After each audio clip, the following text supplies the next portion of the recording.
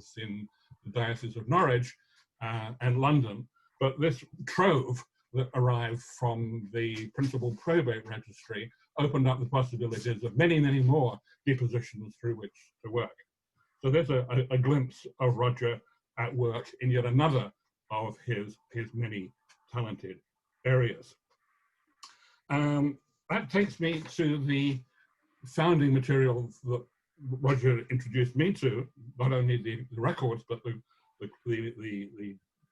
questions one could ask of those records and the possibilities of extracting historical data from those records, primarily to do with literacy. And Roger primarily engaged with the question that had been posed by Peter Laslett in the mid-1960s in his pioneering work on The World We Have Lost. The question, it's a resonating question for me, it's one I think we haven't fully digested. The question was, or the statement was, that the discovery of how great a proportion of the population could read and write at any point in time is one of the most urgent tasks which faces the historian of social structure who is committed to the use of numerical methods. And that's a phrase which we can unpack in all sorts of ways. A historian of social structure committed to the use of numerical records, the ability to read and write. That question represented a moment of ignorance. In the 1960s into the 1970s, there were no answers to that question. There were impressionistic notions that lots of people could read surely, lots of women surely were literate, only you have to look at the daughters of Sir Thomas More to know that. The same kind of ignorance about literacy, which was culturally present as the ignorance about the family size, about age of marriage, about migration patterns, and so many other things that we know a little bit more about. Nobody had that information. And the research that Roger directed, the methods that Roger pioneered, the steps he took us through, the work that I did, enabled us to come up with some answers, at least some statistical answers, or some numerical answers to part of Laslett's question. And I mentioned this in the paper, that Roger is the father of the method, and the work and the fruits of which emerged in the 1970s. And that's a gift for us all. We now know certain things, not only a broad answer to Laslett's question, but the payoff that we didn't recognize at the time is how much we can delve into the social structure of pre-industrial England using literacy as a lens or a tool or as a way to grapple with those questions. Because we now know, it might have been guessed in advance, when I introduced these figures to Geoffrey Elson, he said, well, of course, we all know that. What we now know for certainty is that London was precocious, that larger urban centres were more literate than rural hinterlands, that the South was generally more literate than the North, that men were much more literate than women, and that there was a gradation of literacy through social and economic status from the gentry down to the labouring poor. We now know that with some precision. What we don't know still is what it all means.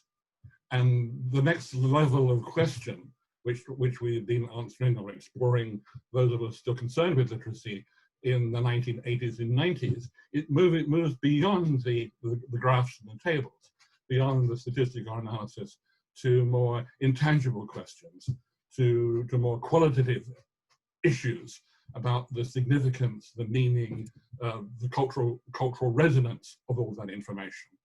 And so that's the sort of the next stage of my presentation, is to move us away from, at least move myself away from counting things and calculating things, to trying to contextualize things and understand social behavior. How do people use literacy?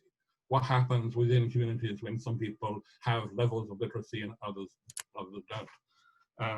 And I suggested that there's many more avenues available to us for further studies of literacy, both of a statistical, local historical nature, using, for example, the protestation returns in Cornwall, or using perhaps the material from Suffolk from the late 17th century association earth rolls, or yet further deeper delving into the local depositions and other archives. I think there's still a lot more work one can do fruitfully there.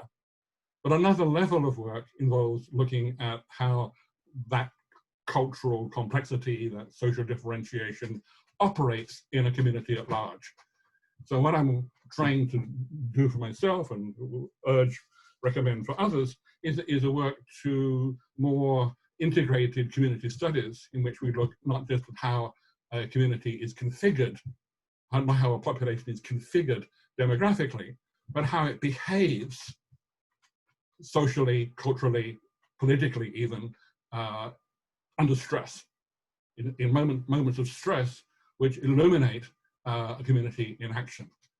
And one can think of several kinds of moments of stress in which a community comes together or emerges, but the plague might be one of them, in which people will respond and are registered responding to that emergency. John Walter, who I'm sorry to see is not listed as a participant here, has fruitfully shown, not only with his more recent work on the protestation, how communities come together in the 1640s to engage with the politics of the nation, but also in the 1620s and 30s, how certain communities respond to dearth, food shortage, social disturbances. That's an example. One could think of other examples in which large numbers of people are sort of ranged out in action and traceable in some kind of historical records. And that leads me just to my conclusion of the work that has grabbed my attention very recently, and I'm just beginning to explore, the crisis that descends on a coastal community when a ship wrecks on their shore. Melanie, I'm delighted to have someone there from Portland, because as you know, the Chesil Beach area of Dorset is heavily prone to shipwrecks. I think another name for Chesil Beach was Dead Man's Bay. And I have records of shipwrecks along that coastline, including one that is so rich and so detailed that I think it can be the foundation for a community study. There's a discussion of it, or a description of it, in the paper. But very briefly, it's a heavily laden, rich ship that crashes on the coast of Dorset in 1641 and brings out a huge crowd from the neighboring parishes. Everyone's there for about 3 days, enjoying the looting or taking part in salvage. And there are very, very detailed records, depositions of the participants in that plunder. Some 500 names are available, some 300 depositions tell us who did what with whom, who got what, and how. And I think if we could begin to link that kind of record, and I know we could do it with protestation, because I can tell you what proportion of the adult male population of certain of these coastal parishes took part in that coastal plunder.